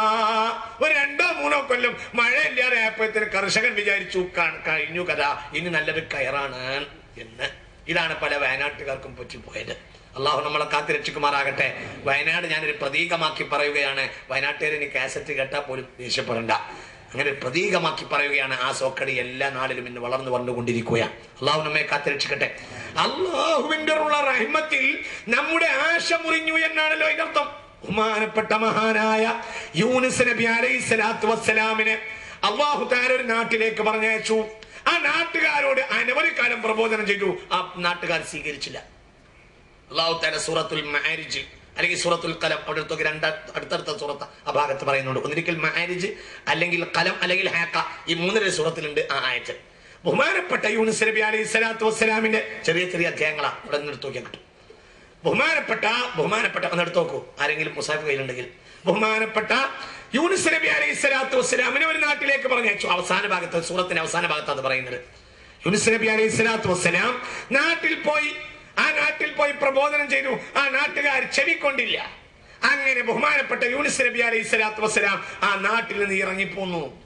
കപ്പലിൽ കയറിയപ്പോൾ കപ്പൽ ആടാനും ഉലയാനും തുടങ്ങി. അവസാനം അദ്ദേഹം കടലിലേക്ക് എടുത്തു ചാടാൻ വഹയുണ്ടായി. കടലിൽ എടുത്തു ചാടി. അദ്ദേഹത്തെ ഒരു മത്സ്യം വിഴുങ്ങി. എന്നിട്ടോ മത്സ്യത്തിന്റെ വയറ്റിൽ നിന്ന് അദ്ദേഹം പറഞ്ഞു, ലാ ഇലാഹ ഇല്ലാ അൻത സുബ്ഹാനക ഇന്നി കുന്തു മിനൽ ളാലിമീൻ. അവിടെ അടുത്ത ആയത്ത് പറയുന്നുണ്ട് ലൗലാ അൻ തദാറകഹു നിഅമത്തും മിർ റബ്ബിഹി ലനുബിദ ബിൽ അറാഇ വഹുവ മദ്മൂം. അങ്ങനെ ആയത്തുണ്ട്. അവസാന ഭാഗത്താണ് ആയത്ത്. കിട്ടിയ ആളുകൾ ഒന്ന് നീട്ടിക്ക് വളരെ ചിന്തിക്കുക. അവിടെ ഉണ്ട്, അവിടെ പറയുന്നുണ്ട് ലൗല. ഒന്നുമില്ല, പറ്റേ കഴിഞ്ഞു, എല്ലാം തീർന്നു എന്നാ വിചാരിച്ചത്, ഒക്കെ കഴിഞ്ഞു എന്നാ വിചാരിച്ചത്. പക്ഷേ ലൗല അൻ തദാറകഹു നിഅമത്തും മിർ റബ്ബിഹി, അല്ലാഹുവിന്റെ നിഅമത്ത് അദ്ദേഹത്തിന് ലഭിച്ചു. നോക്ക്, അത്രയൊന്നും ഒരു വയനാട്ടിലെ കർഷകനും കുടുങ്ങിയിട്ടില്ല. ഒരു വയനാടൻ കർഷകനും അങ്ങനെയൊന്നും കുടുങ്ങിയിട്ടില്ല. ആ ജാതി കുടുങ്ങി ബഹുമാനപ്പെട്ട എത്രാമത്തായത്ത കലമിൽ എത്ര? കലമിൽ 49. മാഷാ അല്ലാഹ്, ഒന്ന് എഴുതിച്ചോളൂ. കലമിൽ 49. അങ്ങനെ ആര് കുടുങ്ങി? ഇതൊക്കെ വലിയ പാടെന്തിനാ അല്ലാഹ് പഠിപ്പിക്കുന്നത്? ഒരു കാലത്തും മനുഷ്യൻ ആത്മഹത്യ ചെയ്യാതിരിക്കാൻ വേണ്ടിയിട്ടാണ്. എന്തിനാ ഈ ഖുർആനിൽ ഈ പാഠം കൊടുത്തു? ഒരു കാലത്തും ഒരാളും ആത്മഹത്യ ചെയ്യാൻ പാടില്ല. അതിനുവേണ്ടിയാണ് ബഹുമാനപ്പെട്ട ഒരു നബിയെ ഇത്രയേറെ കഷ്ടപ്പെടുത്തി അല്ലാഹു തആല, വളരെ കഷ്ടപ്പെടുത്തി. അദ്ദേഹത്തെ കടലിലേക്ക് എടുത്തു ചാടാൻ കൽപ്പിച്ചു. എടുത്തു ചാടി, മത്സ്യം വിഴുങ്ങി. എന്നിട്ടും അദ്ദേഹം മരിച്ചില്ല, ആത്മഹത്യ ചെയ്തില്ല. അവസാനം അദ്ദേഹത്തെ മത്സ്യം കൊണ്ടുപോയിട്ട് കടൽക്കരയിലേക്ക് എറിഞ്ഞു. അവിടെ പറയുന്നുണ്ട് ലൗലാ അൻ തദാറകഹു നിഅമത്തും മിർ റബ്ബിഹി ലനുബിദ ബിൽ അറാഇ വഹുവ മദ്മൂം. അദ്ദേഹം നിന്ദനായിരുന്നു. അദ്ദേഹത്തിന് അല്ലാഹുവിന്റെ നിഅമത്ത് കിട്ടിയിരുന്നില്ല എങ്കിൽ. പക്ഷെ നിന്ദനായില്ല. അമ്പിയാക്കന്മാർ അല്ലാഹു നിന്ദനാക്കുകയില്ല, ആരെയും നിന്ദനാക്കൂല. അമ്പിയാക്കന്മാരെ മാത്രമല്ല, വകാന ഹഖ്ഖൻ അലൈനാ നസ്റുൽ മുഅ്മിനീൻ. ഒന്നോതി എല്ലാരും കൂടി ആയത്ത്. അത് വലിയ ആയത്താ. വകാന ഹഖ്ഖൻ അലൈനാ നസ്റുൽ മുഅ്മിനീൻ. സത്യവിശ്വാസികളുടെ സഹായിക്കൽ ഒരു ബാധ്യത പോലെ ഞാൻ ഏറ്റിട്ടുണ്ട് അല്ലാഹു തആല പറഞ്ഞിരിക്കുന്നു. അങ്ങനെയാ. അല്ലാഹു പറഞ്ഞിട്ട് കളവാവില്ലല്ലോ. അല്ലാഹു പറഞ്ഞു വകാന ഹഖ്ഖൻ അലൈനാ നസ്റുൽ മുഅ്മിനീൻ. ഈമാൻണ്ടോ, നിന്നെ സഹായിക്കാൻ ഞാൻ ഏറ്റിട്ടുണ്ട് അല്ലാഹു പറയാ.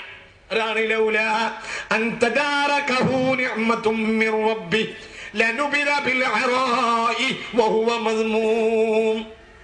അതുകൊണ്ട് തന്നെ ആത്മഹത്യയുടെ ചാൻസ് അല്ലാഹുവിന്റെ നിഅമത്തിനെ മറികടക്കലാണ്, അല്ലാഹു റബ്ബുൽ ഇസ്സത്തിനെ അവമതിക്കലാണ്, അല്ലാഹുവിന്റെ കഴിവിനെ മനസ്സിലാക്കാതിരിക്കലാണ്. അത് കുഫ്റാൻ. അല്ലാഹു നമ്മളെ കാത്തുരക്ഷിക്കുമാറാകട്ടെ. അത് കുഫറിലേക്ക് ചേർക്കുന്ന ഒരു കാര്യമാണ്. പ്രത്യക്ഷത്തിൽ അയാളെ പറ്റി കാഫിർ എന്ന് വിധിക്കണ്ട, എന്നാൽ പോലും അതിനോട് അടുത്ത കാര്യമാണ് എന്ന് ഇനി ചില ഹദീസുകൾ ഞാൻ പറഞ്ഞുതരാം, നിങ്ങൾക്ക് മനസ്സിലാക്കാൻ കഴിയും. സ്വഹീഹുൽ ബുഖാരി രേഖപ്പെടുത്തിയ ഒരു ഹദീസ്. ഹബീബായ റസൂലുള്ളാഹി സ്വല്ലല്ലാഹു അലൈഹി വസല്ലം പറഞ്ഞു, സ്വഹീഹുൽ ബുഖാരി, സ്വഹീഹ് മുസ്ലിം, മുത്തഫഖ് അലൈഹി ആയ ഹദീസാണ്. എന്താ പറയുന്നത്? അൻ അബീ ഹുറൈറ റളിയല്ലാഹു അൻഹു ഖാല ഖാല റസൂലുള്ളാഹി, അല്ലാഹു ഹബീബായ റസൂലുള്ള പറഞ്ഞു, എന്ത്? മൻ തറദ്ദാ മിൻ ജബലിൻ, ഒരാൾ ഒരു പർവ്വതത്തിൽ നിന്ന് എടുത്തു ചാടി, ഫഖതല നഫ്സഹു, അങ്ങനെ അയാൾ സ്വയം മരിച്ചാൽ, ഫഹുവ ഫീ നാരി ജഹന്നമ, അവൻ നരകത്തിൽ യതറദ്ദാ ഫീഹാ ഖാലിദൻ മുഖല്ലദാ, അല്ലാഹു അവന് വേണ്ടി ഒരു നരകത്തിന്റെ പർവ്വതത്തെ ഉണ്ടാക്കും. അങ്ങനെ എന്നും ആ പർവ്വതത്തിൽ നിന്ന് അവൻ വീണുകൊണ്ടേ ഇരിക്കും. ഇത് കുഫറാണ് എന്നും ഇതിൽ നിന്ന് മനസ്സിലാക്കാം. എന്തുകൊണ്ട്? ഖാലിദൻ മുഖല്ലദ എന്നൊരു വാക്ക് പറഞ്ഞിട്ടുണ്ട്. ഖാലിദൻ മുഖല്ലദ എന്നും. അല്ലാഹു കാത്തുരക്ഷിക്കുമാറാകട്ടെ. അഥവാ മരിക്കുന്ന നേരത്തെ സ്വയം മരിക്കുന്ന ആളുകൾക്ക് മിക്കവാറും അവർക്ക് ഈമാൻ ലഭിക്കുകയില്ല. എന്തുകൊണ്ട്? കുറച്ചു കാലം നല്ല പറഞ്ഞത്. തറദ്ദാ ഫീഹാ ഖാലിദൻ മുഖല്ലദൻ അബദാ. ഖാലിദൻ മാത്രം ശാശ്വതം, മുഖല്ലദൻ ശാശ്വതം, അബദൻ ശാശ്വതം. വീണ്ടും ഖാലിദൻ മുഖല്ലദൻ അബദ എന്ന് ഹബീബായ റസൂലുള്ളാഹി സ്വഹീഹുൽ ബുഖാരി. വമൻ തഹസ്സാ സുമ്മൻ, ഒരാൾ വിഷം കുടിച്ചാൽ, ഫഖതല നഫ്സഹു, അങ്ങനെ വിഷം കുടിച്ച് മരിച്ചാൽ. ആണുങ്ങളും പെണ്ണുങ്ങളും ഒക്കെ ചിന്തിക്കണം. പെണ്ണുങ്ങളിലൊക്കെ പലപ്പോഴും ഇജാതി പ്രവണതകൾ വളരെ വളർന്നുകൊണ്ടിരിക്കുകയാണ്. അല്ലാഹു തആല ഈമാനെ സൂക്ഷിക്കുമാറാകട്ടെ. അല്ലാഹു ഈമാൻ നൽകട്ടെ. ഇതൊരു സാമൂഹിക വിപത്ത് മാത്രമല്ല, ഒരു സാമൂഹിക നാശം എന്ന് മാത്രമല്ല മനസ്സിലാക്കേണ്ടത്, അത് ഏറ്റവും വലിയ അനർഘനിധിയായ ഈമാന്റെ നഷ്ടമായിരിക്കും. അല്ലാഹു നമ്മളെ കാത്തുരക്ഷിക്കട്ടെ. നോക്കൂ, അതുകൊണ്ടാ പറയുന്നത് വമൻ തഹസ്സാ സുമ്മ, ആരെങ്കിലും വിഷം കുടിച്ച് മരിച്ചാൽ, വിഷം കുടിച്ചു എന്നിട്ടോ ഫഖതല നഫ്സഹു, എന്നിട്ട് അവൻ സ്വയം മരിച്ചാൽ, ഫസുമ്മുഹു ഫീ യദിഹി യതഹസ്സാഹു ഫീ നാരി ജഹന്നമ ഖാലിദൻ മുഖല്ലദൻ ഫീഹാ അബദാ. അവൻ ഒരു വിഷക്കുപ്പിയുമായി നരകത്തിൽ നിൽക്കും. കുടിച്ചുകൊണ്ടേ ഉണ്ടാവും. തീ അവനിൽ കത്തിയാളിക്കൊണ്ടേ ഉണ്ടാവും. വിഷം കുടിച്ചുകൊണ്ടുണ്ടാവും. അള്ളാഹു കാത്തിരക്ഷിക്കട്ടെ. എന്നും അവന് പിന്നുള്ള ശിക്ഷ, നരകത്തിലെ ശിക്ഷ അനുഭവിക്കുന്നതോടുകൂടെ ഇവനെ കണ്ടാൽ തന്നെ അറിയും ഇവന് നരകം കിട്ടാനുള്ള കാരണം. അള്ളാഹു അങ്ങനെ തന്നെ ആക്കി അവനെ. അള്ളാഹു അവനെ അങ്ങനെയാക്കി. അവൻ നരകത്തിൽ വരുമ്പോൾ അവന്റെ കയ്യിൽ വിഷക്കുപ്പി കൂടി ഉണ്ടാകും എന്ന് സ്വഹീഹുൽ ബുഖാരി, സ്വഹീഹ് മുസ്ലിം, ഹബീബായ റസൂലുള്ളാഹി സ്വല്ലല്ലാഹു. വമൻ ഖതല നഫ്സഹു ബിഹദീദ, ഒരാൾ സ്വയം കുത്തി മരിച്ചാൽ, വമൻ ഖതല നഫ്സഹു ബിഹദീദ, ഒരാൾ സ്വയം കുത്തി മരിച്ചാൽ ഫഹദീദതുഹു ഫീ യദിഹി, ഫഹദീദതുഹു ഫീ യദിഹി, ആ കത്തി അവന്റെ കയ്യിലുണ്ടാകും നരകത്തിൽ. വയതവജ്ജഹു ബിഹാ ഫീ നാരി ജഹന്നമ ഖാലിദൻ മുഖല്ലദൻ അബദാ. സ്വഹീഹുൽ ബുഖാരി, സ്വഹീഹ് മുസ്ലിം. ഹബീബായ റസൂലുള്ളാഹി പറയുന്നു, നരകത്തിൽ വരുമ്പോൾ അവന്റെ കയ്യിൽ ഈ കത്തി ഉണ്ടാകും, അവൻ കുത്തിക്കൊണ്ടേ ഉണ്ടാകും. അള്ളാഹു നമ്മെ കാത്തിരക്ഷിക്കട്ടെ. അള്ളാഹു കാത്തിരക്ഷിക്കട്ടെ. വളരെ ചിന്തിക്കുക, തമാശയല്ല. വളരെ ആലോചിക്കുക, വളരെ ആലോചിക്കുക. അള്ളാഹു കാത്തിരക്ഷിക്കട്ടെ. ബുഖാരിയുടെ ഒരു ഹദീസ് വേറെയും കണ്ടോളൂ. عن أبي هريرة رضي الله عنه قال قال رسول الله മുസ്തഫ നബി പറയുകയാണ്, الذي يخنق نفسه يخنقها في نار جهنم. الذي يخنق نفسه, ആരെങ്കിലും കഴുത്തിൽ കുടുക്കിട്ട് മരിച്ചാൽ, സ്വയം കഴുത്തിൽ കുടുക്കിട്ട് ആരെങ്കിലും മരിച്ചാൽ, യഖ്നുഖുഹാ ഫീ നാരി ജഹന്നമ, നരകത്തിൽ വരുമ്പോൾ അവന്റെ കഴുത്തിൽ കുടുക്കുണ്ടാവും. അവൻ ആത്മഹത്യ ചെയ്തുകൊണ്ട് നരകത്തിലുണ്ടാവും. അള്ളാഹു കാത്തിരക്ഷിക്കട്ടെ.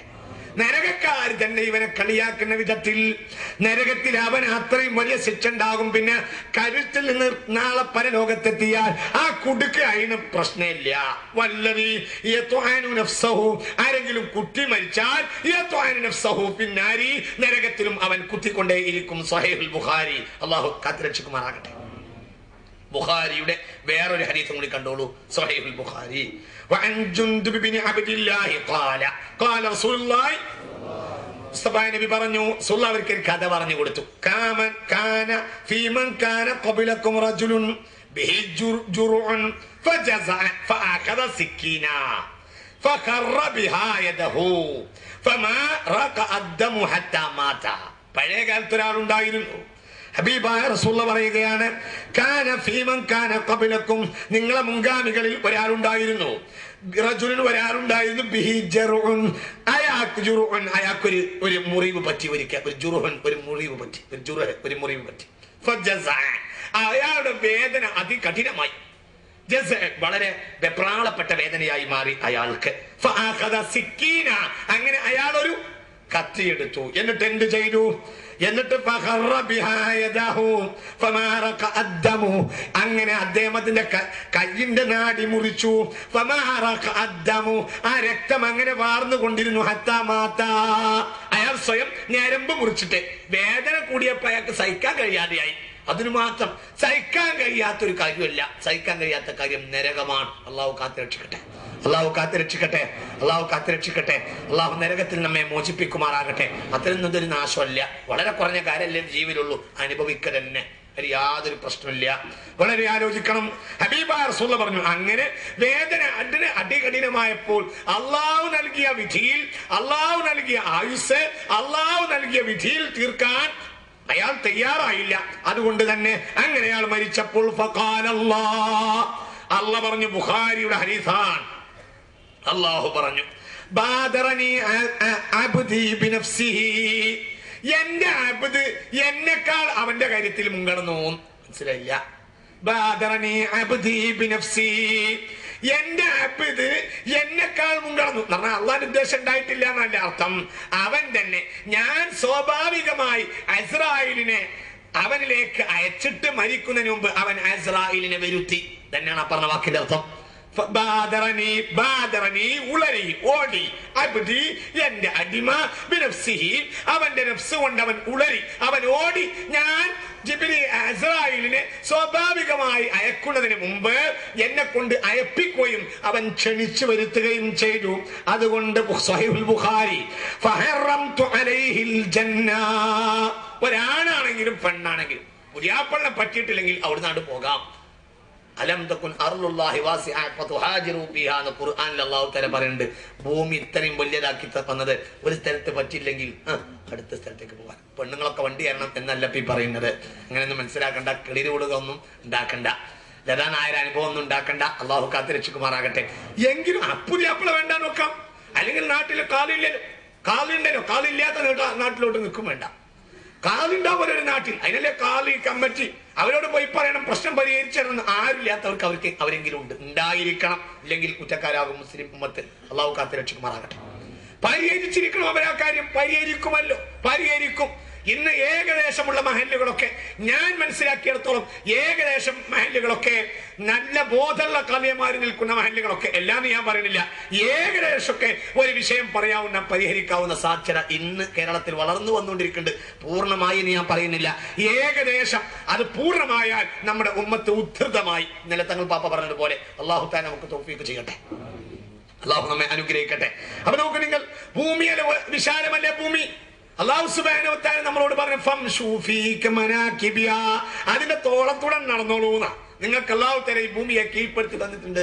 ഫംശൂ ഫീ മനാകിബിഹാ, അതിന്റെ മങ്കിബിലൂടെ അങ്ങോട്ട് നടന്നോളൂ. നിങ്ങളൊരു പേടിക്കേണ്ട വിശാലമായ ഭൂമി. എത്ര ആളുണ്ടായാലും അല്ലാഹു തആല ഭൂമിയെ സംവിധാനിച്ചിട്ടുണ്ട്. അതുകൊണ്ട് അങ്ങനെ ഒരാൾ മരിച്ചത് കൊണ്ട്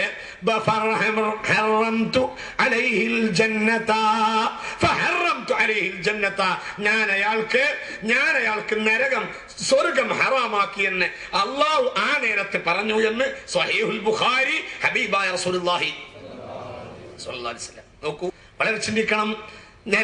ആത്മഹത്യ ചെയ്യൽ നരകാവകാശിയാകുന്ന കാര്യമാണെന്ന് മുസ്തഫ റസൂലുള്ളാഹി പറഞ്ഞു. അവരുടെ ഇടയിൽ അഭിപ്രായം നിലനിന്ന കാര്യമായിരുന്നു അത് വളരെ ആലോചിക്കണം. വിശ്വാസികളെ ഞാൻ നീട്ടുന്നില്ല, ഇനിയും പ്രധാനപ്പെട്ട ചില വിഷയങ്ങൾ കൂടി പറയാനുണ്ട്. ആത്മഹത്യയിലേക്ക് പ്രേരിപ്പിക്കുന്ന ഘടകം ഏറ്റവും പ്രധാനമായി ധൂർത്താണ്. അള്ളാഹു നമ്മെ കാത്തിരക്ഷിക്കട്ടെ. അതുതന്നെ എന്നത്തെ നിലവാരമനുസരിച്ച് മര്യാദക്ക് ജീവിച്ചാൽ ആത്മഹത്യയുടെ ഒരു ചാൻസും ഏകദേശം ഉണ്ടാവുന്നില്ല. ഏകദേശം ആണ് പറയുന്നത്, ആത്മഹത്യയുടെ ചാൻസ് ഇല്ല. പിന്നെ അതിന്റെയൊക്കെ അനിവാര്യതകളെ നമ്മൾ സ്വയമായി ക്ഷണിച്ചു വരുത്തുകയാണ്. അള്ളാഹു നമ്മെ കാത്തിരക്ഷിക്കുമാറാകട്ടെ. ധൂർത്തിനെ കുറിച്ച് പറയുമ്പോൾ സ്വാഭാവികമായ ഒരു കാര്യം കൊണ്ട് ഞാൻ ഇൻട്രൊഡ്യൂസ് ചെയ്യാം. പ്രധാനപ്പെട്ട ഒരു കാര്യം പറയുന്നത്, ഈ ലോകത്തെ ഏതെങ്കിലും ഒരു വിഭവം ആസ്വദിക്കുന്നതിന് ഇസ്ലാം എതിരല്ല. ഏത് വിഭവം ഹലാലായ മാർഗേണ ആർക്കും ആസ്വദിക്കാം. സൂറത്തുൽ മാഇദയുടെ 87-ാമത്തെ വചനം അല്ലാഹു പറയുന്നുണ്ട്, യാ അയ്യുഹല്ലദീന ആമനു ലാ തുഹർരിമു ത്വയ്യിബാതി മാ അഹല്ലല്ലാഹു ലക്കും. ഭയങ്കര ഒരു ആയത്താണത്, വളരെ വലിയൊരു ആയത്താണത്. അല്ലാഹു പറയുന്നു, യാ അയ്യുഹല്ലദീന ആമനു ലാ തുഹർരിമു ത്വയ്യിബാതി മാ അഹല്ലല്ലാഹു ലക്കും. അള്ളാഹു നിങ്ങൾക്ക് ഹലാലാക്കിയ ഒരു കാര്യവും നിങ്ങൾ ഹറാമാക്കരുത്. അഥവാ നിങ്ങൾ അതൊക്കെ അനുഭവിക്കലാ അള്ളാഹ്ക്ക് ഇഷ്ടം. വളരെ ചിന്തിക്കണം. നമ്മളൊരു ഭക്ഷണം കഴിക്കുന്നതിന് അള്ളാഹു തആല എതിരല്ല, നമ്മൾ സുഖിക്കുന്നതിന് അള്ളാഹു എതിരല്ല എന്നല്ല. സുഖിക്കാൻ തന്ന കാര്യത്തിൽ നിന്ന് സുഖിക്കാതിരിക്കലാണ് അള്ളാഹുവിന്റെ ഇഷ്ടക്കേട്. അത് ആസ്വദിക്കണം, പക്ഷേ അതിന് വിടരുത്. അവനവന്റെ പരിധിയിൽ നിൽക്കണം. 100 രൂപ വരുമാനമുള്ളവൻ 500 രൂപ ചെലവാക്കരുത്. അവന് ഒരു 75 രൂപ ചെലവാക്കിയിട്ട് നാളേക്ക് വേണ്ടി ഒരു ഇഖ്തിസാദ് ഒരു 25 രൂപ എടുത്തു വെക്കണം. അനുഭവിക്കുന്ന ഇസ്ലാം എതിരല്ല. നോക്കൂ നിങ്ങൾ, യാ അയ്യുഹല്ലദീന ആമനു. ഇസ്ലാം എന്ന് പറഞ്ഞാൽ അങ്ങനത്തെ ഒരു സന്യാസമൊന്നുമല്ല. അതെന്തിന്റെയും നടുവില. അത് ഭൗതികതയാണോ? അല്ല. അത് ആത്മീയതയാണോ? അല്ല. എന്നാ ഭൗതികതയാണോ? ആണ്. എന്നാ ആത്മീയതയാണോ? ആണ്. അതിന്റെ ഒക്കെ ഇടയിലാണ്, അതിന്റെ എല്ലാം ഇടയിലാണ് പരിശുദ്ധ ഇസ്ലാം. എല്ലാത്തിന്റെയും മധ്യത്തിലാണ് ഹബീബായ റസൂലുള്ളാഹി സ്വല്ലല്ലാഹു അലൈഹി വസല്ലം ദീൻ ലോകത്തിന് നൽകിയിട്ടുള്ളത്. ഒരു സന്യാസമല്ല. നിങ്ങൾക്കറിയാലോ, ഒരു മതവിഭാഗം, ആ മതവിഭാഗത്തിൽ നല്ല ഭക്ഷണം കഴിക്കുന്ന അച്ഛന്മാർക്ക് കല്യാണം കഴിക്കാൻ പാടില്ല. നോക്കി നിങ്ങൾ, അങ്ങനെയുള്ള രാഷ്ട്രം ഇസ്ലാമിലില്ല. നല്ല ഭക്ഷണം കഴിക്കുന്ന, നല്ല ശമ്പളം വാങ്ങുന്ന സൊസൈറ്റിയിലെ ഉന്നത വർഗത്തിന് കല്യാണം കഴിക്കാൻ പാടില്ല എന്ന് പറഞ്ഞ പ്രകൃതി വിരുദ്ധമായ സിദ്ധാന്തമൊന്നും ഇസ്ലാമിലില്ല. ഇസ്ലാം പ്രകൃതിയാണ്. മനുഷ്യനെ അള്ളാഹു സംവിധാനിച്ച ശൈലിയിലുള്ള നിലനിൽപ്പിനാണ് ദീനുൽ ഇസ്ലാം എന്ന് പറയുന്നത്. അള്ളാഹു നമുക്ക് നാഫിയായ ഇൽമിനെ തരട്ടെ. വളരെ ചിന്തിക്കുക. യാ അയ്യുഹല്ലദീന ആമനു, മാഇദ 87-ാമത്തെ വചനം. യാ അയ്യുഹല്ലദീന ആമനു ലാ തുഹരിമു ത്വയ്യിബാതി മാ അഹല്ലല്ലാഹു ലക്കും. എന്താ ഈ ആയത്തിറങ്ങാനുള്ള കാര്യം എന്നറിയോ? ഒരു സംഘം സഹാബികൾ തീരുമാനിച്ചു, ഈമാൻ ചൂടായി, അവർക്ക് കുറച്ച് ഈമാൻ കൂടിപ്പോയി. ഈമാനാണ് കൂടി, അവർ വിചാരിച്ചത് ഈമാൻ കൂടിയതാണെന്നാ. ഈമാൻ കൂടിയതല്ല, ശൈത്താനിയത്ത് കയറിയതാ. അങ്ങനെയാണ്. ഒരു സംഘം സഹാബികൾ തീരുമാനിച്ചു, എന്റെ ഞങ്ങൾക്ക് നമ്മുടെ ആ ലൈംഗിക അവയവങ്ങളൊക്കെ ഒന്ന് കെട്ടണം. അതിനപ്പുറമുണ്ട്, ഞാൻ വിശദീകരിക്കണില്ല പറഞ്ഞിട്ട്. അതിന്റെയൊക്കെ ഏർപ്പാട് അവസാനിപ്പിക്കണം. വികാര പ്രവർത്തനങ്ങളെ നിർത്തുകയും ചെയ്യണം.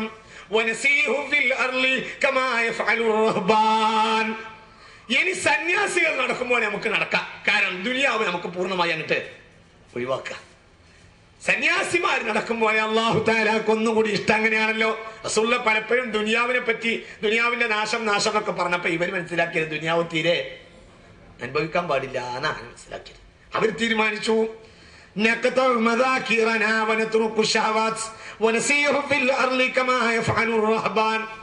റഹ്ബാനായ സന്യാസിമാർ നടക്കുമ്പോൾ ബ്രഹ്മചാരികളെ പോലെ നടക്കാം എന്ന് ചില സഹാബികൾ തീരുമാനിച്ചു. ഇബ്നു ഹിബ്ബാൻ, ബഹുമാനപ്പെട്ട ഇബ്നു അബീ ഹാത്തിം തന്റെ സ്വഹീഹിൽ രേഖപ്പെടുത്തി, അഹ്മദ് റളിയല്ലാഹു അൻഹു മുസ്നദിൽ രേഖപ്പെടുത്തി. ഒരുപാട് സ്ഥലത്ത് കാണാം. ബഹുമാനപ്പെട്ട മിഷ്കാത്തിലും ഈ ഹദീസ് രേഖപ്പെടുത്തി കാണുന്നുണ്ട്. ഒരുപാട് സ്ഥലത്ത് ഈ ഹദീസ് ഉണ്ട്. ഈ വിഷയം റസൂലുള്ളാഹിന്റെ അരികിലെത്തിയപ്പോൾ ഖാല, റസൂലുള്ളാഹി സ്വല്ലല്ലാഹു അലൈഹി വസല്ലം പറഞ്ഞത്, ലാകിന്നി അസൂമു വ ഉഫ്തിറു വ ഉസല്ലി വ അനാമു വ അൻകിഹു നിസാഅ. ഇന്നെ പറ്റി കേട്ടോളൂ. ഇന്നെ പോലെ ആവണമെന്ന് പൂതിയുള്ളവരൊക്കെ ഇങ്ങോട്ട് നോക്കൂ, കേട്ടോളൂ എന്നെ പറ്റി. എന്താ ഞാൻ ചെയ്യാ? അസൂമു, ഞാൻ നോമ്പ് നോൽക്കും. വ ഉഫ്തിറു, ഞാൻ നോമ്പ് ഒഴിവാക്കുകയും ചെയ്യും. വ ഉസല്ലി, ഞാൻ നിസ്കരിക്കും.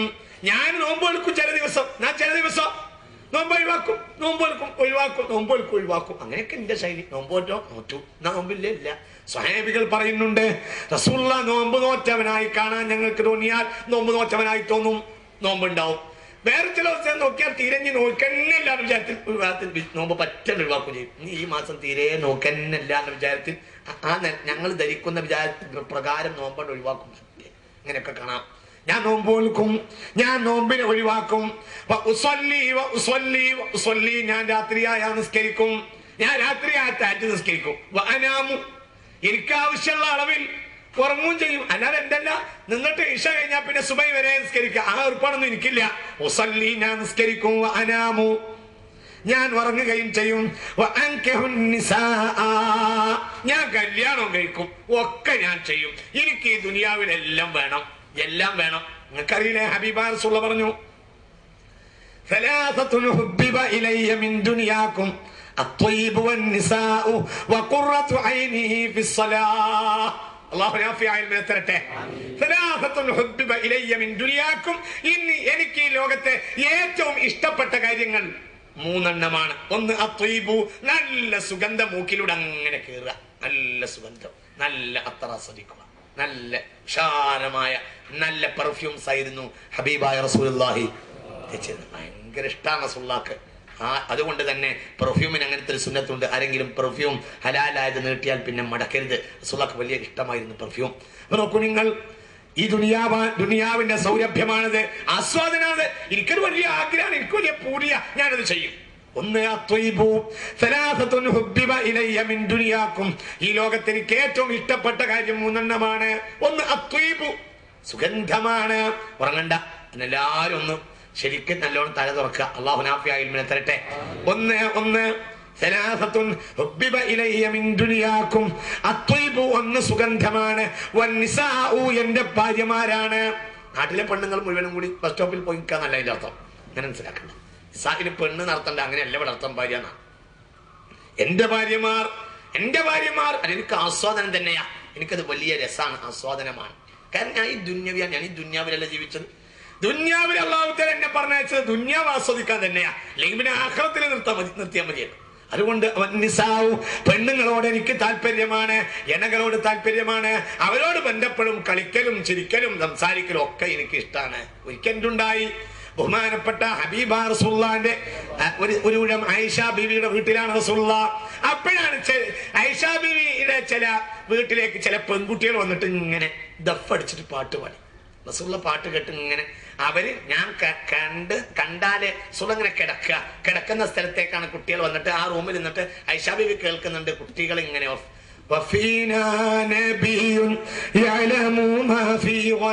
തുടങ്ങിയ കാവ്യകളൊക്കെ ചൊല്ലി പാട്ടൊക്കെ പാടി റസൂലുള്ള ചില കാവ്യങ്ങൾ വേറെ പാടാൻ കൽപ്പിച്ചു. എല്ലാം കേട്ട് റസൂലുള്ള ഇങ്ങനെ തിരിഞ്ഞു കിടക്കുകയാണ്. ഞാൻ അവരെ മുഖത്തേക്ക് നോക്കിയാൽ അവര് ദഫടിയും പാട്ടും നിർത്തോന്ന് പേടിച്ചിട്ട് ഇങ്ങനെ അങ്ങോട്ട് തിരിഞ്ഞു കിടക്കുക. പെട്ടെന്ന് ബഹുമാനപ്പെട്ട അബൂബക്കർ സിദ്ദീഖ് റളിയല്ലാഹു അൻഹു സദസ്സിലേക്ക് കയറി വന്നു. കയറി നോക്കുമ്പോൾ ആയിഷ ബീവിന്റെ വീട്. റസൂലുള്ള അങ്ങേ ഭാഗത്തേക്ക് തിരിഞ്ഞു കിടക്കുക. റസൂലുള്ള ഉറങ്ങുന്ന മനസ്സിലാക്കി തിരിഞ്ഞു കിടക്കുക. ഇവിടെ നല്ല പാട്ടാ, നല്ല ദഫടിക്കലും പാട്ടുപാട് ആയിഷ ബീവിന്റെ വീട്ടിൽ. ചെലമ്പുള്ള ദഫല്ല. ഇന്നത്തെ ഗാനമേളക്ക് ഇത് തെളിവ് ആവുക ഇല്ല, അങ്ങനെ മനസ്സിലാക്കണ്ട. എന്നാൽ പാട്ട് പാടിക്കുകയും ചെയ്യാം. പാട്ടൊക്കെ പാടിക്കാലോ വീട്ടിലെ പെൺകുട്ടികളെ നമ്മളെ കുട്ടികളും ഉമ്മയും ബാപ്പിയും പെങ്ങന്മാരും. ആ കൂട്ടത്തിൽ ഒരു നല്ല പെൺകുട്ടി പാട്ടിയാൽ എന്താ? നാട്ടുകാരെ മുന്നിൽ പോയി പാടല്ല വേണ്ടത്. തന്റെ ഭാര്യയൊക്കെ പാട്ടറിയെങ്കിൽ വാതിലടച്ചിട്ട് ഒരു പാട്ട് പാടുക എന്ന് പറയാം. എന്നെ കേൾക്കാൻ അവനെ ആസ്വദിക്കാൻ ഹലാലല്ലേ? അവളെ മുഴുവനും അവനെ ഹലാല ആ പാട്ട് പാടുക എന്നറിയാം. അതേപോലെ തന്നെ നോക്കൂ നിങ്ങൾ, ഉമ്മ ബാപ്പ എല്ലാവരും അമ്മോശാക്ക അമ്മായി ഹലാലല്ലേ? ഇപ്പൊ കൂട്ടത്തിൽ കെട്ടിക്കൊടുന്ന ഒരു പെൺകുട്ടിക്ക് നല്ല ആസ്വാദ ഭംഗിയാർന്ന കവാത്മകമായ ശൈലിയും മനോഹരമായ ശബ്ദം ഉണ്ടെങ്കിൽ ഒരു മരുമോൾക്ക് ഒരു പ്രത്യേക ഒരു പ്രയോറിറ്റി അവളോട് പറയാ, ഇടക്കിടക്ക് വലിയ പണിയൊന്നും എടുക്കണ്ട, ഇടക്കിടക്ക് നീ കൂടിയിരിക്കുമ്പോൾ ഒരു പാട്ട് പാടാ, പാട്ട് പഠിക്കുക. അങ്ങനെ ചെയ്യാലോ. ദീൻ എന്ന് പറഞ്ഞാൽ ഇങ്ങനെ റഹ്ബാനായിട്ട് ഇങ്ങനെ സന്യാസത്തിന് ഇരിക്കുക എന്നതൊന്നുമില്ല മുസ്തഫ നബി കൊണ്ടുവന്നിട്ടുള്ളത്. ആയിഷ ബീവിയുടെ വീട്ടിലേക്ക് സിദ്ദീഖ് റളിയല്ലാഹു കയറി വന്നപ്പോ പാട്ട് ഇങ്ങനെ നടക്കുക. അതിന് സിദ്ദീഖ് റളിയല്ലാഹു ദേഷ്യം പിടിച്ചു. എന്താ വിചാരിച്ചെന്നറിയോ?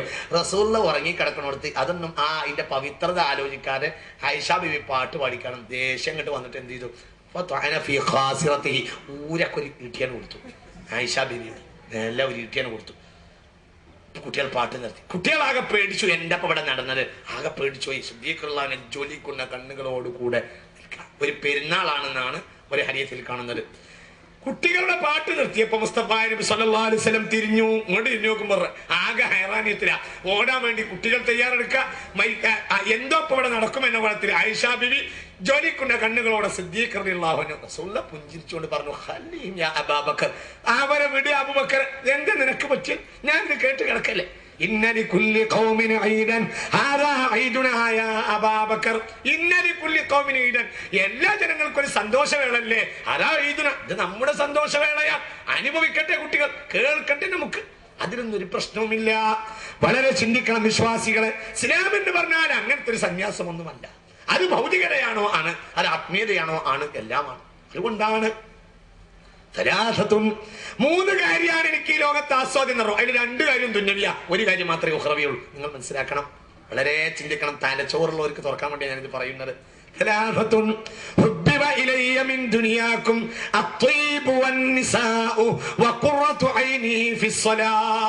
എനിക്ക് ഈ ലോകത്തെ ഏറ്റവും ആസ്വാദ്യകരമായ കാര്യം മൂന്ന്. ഒന്ന് അത്വീബു, സുഗന്ധം. രണ്ട് എന്റെ ഭാര്യമാർ. മൂന്ന് നിസ്കാരത്തിൽ കിടന്ന് കണ്ണ് കുളിർക്കുക. ഉഖ്റവിയായ കാര്യം രണ്ട് കാര്യം ദുന്യവി, ഒരു കാര്യം ഉഖ്റവി. അങ്ങനെ പറഞ്ഞിട്ടുള്ളൂ. അല്ല രാവും പകലും മുഴുവൻ സന്യസിക്കാൻ ഇസ്ലാം കൽപ്പിച്ചിട്ടില്ല. മുസ്തഫായ നബി സല്ലല്ലാഹു അലൈഹി വസല്ലം പറഞ്ഞിട്ട് ഇത് പറഞ്ഞുകൊണ്ട് പറഞ്ഞു, ഫമൻ ആഖറ ബിസുന്നതി ഫഹുവ മിന്നി. ഞാൻ ചെയ്യും പോലെ ആർക്കെങ്കിലും ചെയ്യണമെങ്കിൽ അവർക്ക് എന്റെ കൂടെ പോരാ. ومن لم يأخذ في سنتي فليس مني ومن لم يأخذ بسنتي എന്റെ സുന്നത്ത് ആരെങ്കിലും എടുത്തില്ല എങ്കിൽ فليس مني, അവർ എന്നിൽപ്പെട്ടവരല്ലെന്ന് ഖാല റസൂലുള്ളാഹി. വളരെ ചിന്തിക്കണം. അവരുടെ കാര്യത്തിലാണ് മനസ്സിലാക്കണം. ഇത് സബബുൻ നുസൂല പറഞ്ഞത്. സൂറത്തുൽ മാഇദയുടെ ഈ 87-ാമത്തെ നിങ്ങൾ നേരത്തെ എഴുതി വെച്ച വാക്ക് ഏത്? യാ അയ്യുഹല്ലദീന ആമനൂ لا تحرموا طيبات ما أحل الله لكم. അള്ളാഹു നിങ്ങൾക്ക് ഇറക്കി തന്ന ഒരാസ്വാദനവും അനുഭവിക്കാൻ നിങ്ങൾ മടിക്കണ്ട എന്ന ആയത്തിറങ്ങിയത് ഈ ജനങ്ങളുടെ കാര്യത്തിലാണ്. ഏത് ജനങ്ങൾ? ഇനി ഞങ്ങൾ ഭാര്യമാരുമായി ബന്ധപ്പെടില്ല എന്ന് തീരുമാനിച്ചവരുടെ കാര്യത്തിലാണ് എന്ന് വിശുദ്ധമായ തഫ്സീർ ഗ്രന്ഥങ്ങൾ പറയുന്നു. വേറെ ഒരു അഭിപ്രായം പറയുന്നുണ്ട്. അനിബ്നു അബ്ബാസിൻ അന്ന റജുലൻ അത്തൻ നബിയ സ്വല്ലല്ലാഹു അലൈഹി വസല്ലം, ഒരാൾ റസൂലുള്ളാഹിന്റെ അരികിൽ ചെന്നു. ഫഖാല, ഒരു സ്വഹാബി റസൂലുള്ളാഹിനോട് പറഞ്ഞു, യാ റസൂലല്ലാഹ് ഇന്നി ഇദാ അകൽതു മിൻ ഹാദൽ ലഹ്മി ഇൻതശർതു ഇലൻ നിസായി. എനിക്ക് ഇറച്ചി തിന്നാൽ വികാരം കുറച്ച് കൂടും. അത് ഒഴിവാക്കിയിട്ട് വികാരം പറ്റ ഒഴിവാക്കിയ ചില മതാധ്യക്ഷന്മാരൊക്കെ, ഇറച്ചി ഒഴിവാക്കിയ ആളുകളൊക്കെ, ബ്രഹ്മചാര്യം സ്വീകരിച്ചവർ നമ്മളെ പരിസരവാസികളായിട്ടൊക്കെ ഉണ്ട്. വളരെ നമ്മൾ ചിന്തിക്കണം. നമ്മളെ ചില പരിസര മതങ്ങൾ ഇറച്ചി ഒഴിവാക്കി. സസ്യപ്പുക്കുകൾ ഇപ്പൊ നോക്കുമ്പോ സസ്യത്തിന് ജീവനുണ്ടെന്നാ ശാസ്ത്രം പറഞ്ഞത്. ഇവർക്ക് കുടുങ്ങും. അങ്ങനെയാണ്. ഇക്കാലം വരെ ജീവനുള്ള ഒരു വസ്തുവിനെയും കൊല്ലാൻ പാടില്ല, അതുകൊണ്ട് അർത്ഥം തിന്നില്ല എന്നൊക്കെ വിചാരിച്ചിട്ട് ഇറച്ചി ഒഴിവാക്കിയ ചില മതങ്ങൾ ഉണ്ടായിരുന്നു. ഇപ്പൊ പറഞ്ഞു വന്ന് നോക്കുമ്പോ ശാസ്ത്രം പറയുന്നു മനുഷ്യനും ജന്തുക്കൾക്കും മാത്രമല്ല എല്ലാ സസ്യജാലങ്ങൾക്കും ജീവനുണ്ട്. കുടുങ്ങിപ്പോയി. ഇപ്പൊ ഏതാണെങ്കിലും ഒരു മുരിങ്ങ കുടിക്കാണെങ്കിലും പറ്റൂല, കാരണം അതിന്റെ കയ്യിനെ പൊട്ടിക്കുക.